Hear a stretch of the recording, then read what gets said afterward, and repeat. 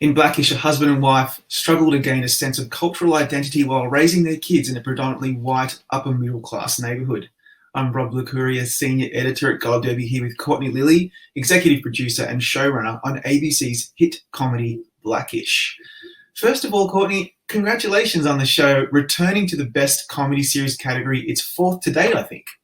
Yeah, it's fourth. It's crazy. And thanks for having me, Rob. This is exciting. I mean, I literally thought our days of being nominated for awards were behind us. And it's, I think I've been on the show since season one. So we're talking now getting into our 8th year. And in those 8 years, the entire television landscape has changed so much, and so to be a network show, a family show that people are still paying any kind of attention to is exciting. It's exciting. Yeah, you're right, because a lot of the time the Emmys sometimes move on from shows that they've loved in the past. And yet here they are, they've come back to the well because Blackish is a show that its quality has never dipped. And the TV Academy obviously agrees. So, pat on the back for you and your whole team. That's a really great achievement. Yeah, we're proud of it. I mean, again, it's like last year in particular, the thing was just we were in the business of making a television show, but mostly we were in the business of keeping each other safe, giving people a place to go, being able to do the work that we wanted to do, and having people be able to take care of their families, from our cast, our crew, our writers, all of that stuff. So it's a very personal season for, I think, all across the industry, for everybody. The amount that everybody had to endure to even produce television last year was extraordinary. So it's very nice to again be in a conversation like this, but I think everybody will be able to say the same thing. The pride I have of everybody for the work we were able to put together and to make a show that looked the same, regardless of how everything when we were making it looked different. I think that there aren't enough words to talk about that. Yeah, that blows my mind that you're able to pull that off in this environment, like so many other of your colleagues and peers across the industry. But it really doesn't look as easy as it looks on the screen.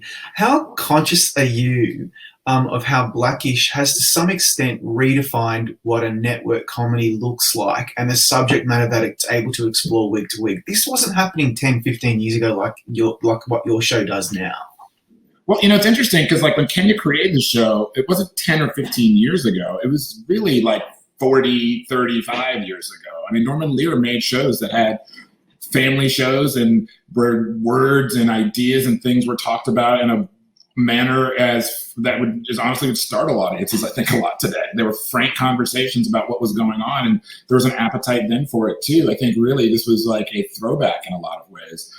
So it's not Kenya was always first to credit his influence, Norman Lear's influence on the show. Norman came to our writer's room and got to hang out, and that was amazing, and so it's interesting because for us it was really, we always think of ourselves as a single camera comedy that's kind of a multi-camera comedy that's kind of in single camera comedy, clothing. The entire show could take place in the kitchen in a lot of ways because it's the way that families talk. And so when we were dealing with issues, whether the family should buy a gun or not, whether, what schools we're going to send our kids to, all these things are conversations Americans have been having for, as long as they've been Americans. And for us, we're just reflecting that thing in an honest way and finding the comedy in it. Yeah, that's critical. Blackish has never really shied away from dealing with, tough and even controversial subject matter in the past. And some of its best episodes are those that aim to make us think as much as they're making us laugh. So I'm thinking back to this past season. What were you most proud of that fits that bill of something that makes us think and also makes us laugh? It's interesting. Again, the thing I'm most proud of is, again, what everybody was able to do considering the conditions. I think we had some fun episodes, and it's interesting because I think there's always a way that people think about our show, and the big episodes, Juneteenth stands out. When Kenya wrote Hope in season 2, that stands out, and the episode after Trump's election, Lemons, that all stands out because we're again, I think that's kind of the idea of what sticks out in people's memories. Those were the key episodes. But one of the also gifts of being a network show, we do so many, we do usually 20 something a year, is that those are 4 of our episodes, and if that, maybe 2. And so we can take big swings. We're in an opportunity to tell stories that are a little more, you know the characters so well that you actually are able to, understand and empathize and find the comedy in it. So it's interesting. I always look at it as we actually make people laugh, and then because of the laughter, there's the thinking part, and it's like, I forget who the quote's attributed to, but if you're going to tell the truth, you better hope people are laughing or else they'll come after you, and that's a paraphrase. But like, we're comedy first, like we really try to make people laugh. And especially within the Black experience, because like I've never, I don't know a lot of humorless Black people.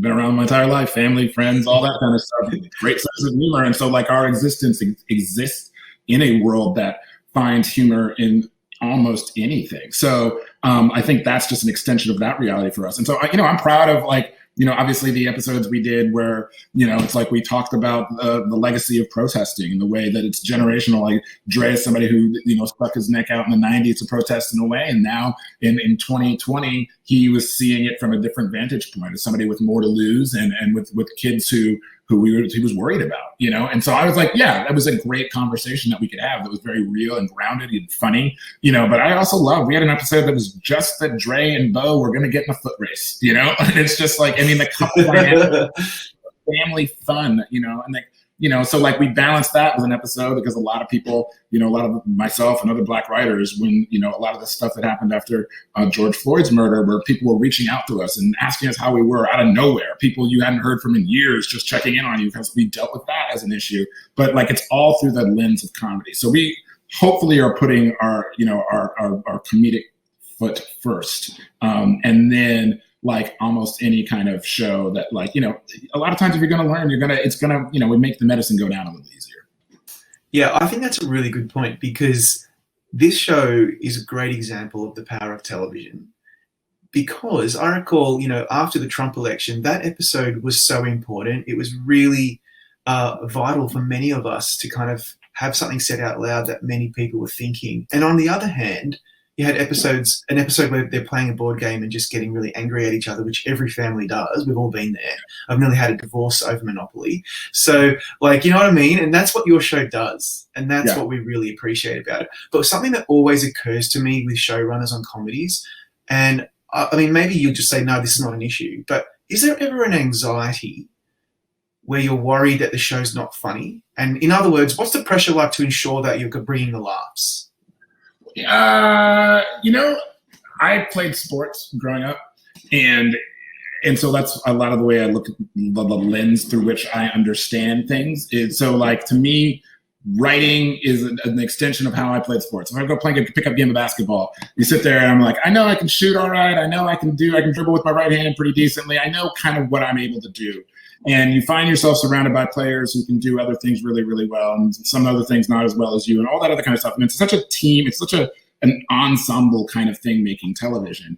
So I never sit there and go like, everything needs to be like the funniest thing ever. You have to trust your skills and your instincts. I guess that's what I'm getting to. And so like playing basketball is natural for people who spend their time in comedy. Comedy is natural. So like, yes, you can always make it better. You can always, but I think through a comedic lens in a lot of ways. So it doesn't really come up that much. I mean, and we have, Tracy Ellis Ross, Anthony Anderson, we have Jennifer Lewis, we have Lawrence Fishburne. The kids are also so fantastic on our show that like, then at that point, you're just putting very funny people in positions to succeed where they're already like, predestined in a lot of ways to succeed, and a lot of that stuff happens before you even start rolling in a lot of ways. And by the time I started running the show, we'd been on for 5-6 years and we knew what everybody was capable of. I like to look at it like, it's just like, everybody's like, well, how do you do this? All this kind of stuff, man. I took over like the 49ers. I'm George Seifert. The 49ers were winning Super Bowls and championships. You got Joe Montana and Jerry Rice. It's not going to be that hard, and you just sit there and trust yourself to put everybody in positions to succeed, be okay with failing from time to time, trying some stuff and go, that didn't work. Nobody laughed at that. Let's change it, And so it's so much of it is process oriented. And I try not to get too, like at the beginning, everything is huge. You're sitting there and you're like, how are we going to do 22 of these? You're not really doing 22 of these. You're sitting there and you're going like, hey, what's the funny cold open? They got to say something to each other at this point. That could be funny. And then you sit there and 2 days later, you're like, that's not funny at all. And you just change it, And so like, this is, a lot of it just comes from repetition and experience and trusting your own comedic sensibilities, being able to listen to other people's comedic sensibilities, you know, like, and again, the other analogy I always make is to music. It's the same thing. You're playing in harmony with each other. You're sitting there and you're like, you have a chance to solo a little bit. You're going to solo and it sounds good. Somebody's going to tell you that it sounds good, you know, or really, and again, we've kind of created this vibe over 7, now getting into 8 seasons where we can trust each other, hear each other, and you know, play well together. And it's a team sport for us. So because of that, I don't worry that much because I know we have a great team, you know. That's a very healthy attitude to have. Wow, I'm going to have to bring that into my own profession. So ABC recently renewed the show for its 8th and final season. How are you feeling about that? Is it bittersweet? Do you feel it's the right time to go out on a high? How do you feel in your head? I mean, we're in it right now, and I'm excited about it. I'm excited for the stories we're getting ready to tell. I'm excited to run at it one more time with the team that we have. So again, like, especially again after this last year, so much of it is personal. You know, you sit there and I'm like, this is the last time I'm going to run with this group of writers and this group of actors. You may work again together, but never in this formation, you know, in this kind of incarnation. So I'm excited about it because I'm grateful to be in this situation, and I'm sure the emotions will come as we get deeper and deeper into it. But like, you know, it is, I mean, we're in the midst of it. We've got a million things we're trying to get done, and production commitments, and trying to find guest actors and like really give the show the kind of send off that it needs and it deserves. And it's, you know, it's about a lot of spinning plates. So it's the taking a step back and really getting in touch with how it'll feel. I mean, it's a show that's changed my life, you know, and that's just me personally. And I know there's a lot of crew and cast and, you know, that feel the same way. And I think in years down the road, we'll be able to sit there and understand how special a lot of what our time together meant and how it was. But like right now, I'm just in it. I mean, literally, you know, 2:00, you know, after this is all over, we're going to go back into the writer's room and we got to solve problems, and you got to solve problems with people you enjoy solving problems with. So, you know, the moment for, you know, reflection will come probably, hopefully, you know, when I'm on a beach in Mexico, when we're done shooting after Thanksgiving. So, you know. Oh, yes. That sounds lovely. Well, thank you so much for joining us today. We will bring you back for our panel discussion. Great. Thanks, Rob.